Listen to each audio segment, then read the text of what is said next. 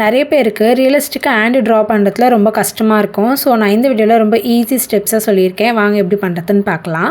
First வந்து ஒரு square draw பண்ணிக்கோங்க. அந்த ஸ்கொயரில் சைடில் வந்து ரெக்டாங்கிள் மாதிரி ட்ரா பண்ணிவிட்டு அந்த ஸ்கொயருக்குள்ளே வந்து ஒரு ட்ரையாங்கிள் ஷேப்பில் வந்து லைன்ஸ் வந்து மேக் பண்ணிக்கோங்க.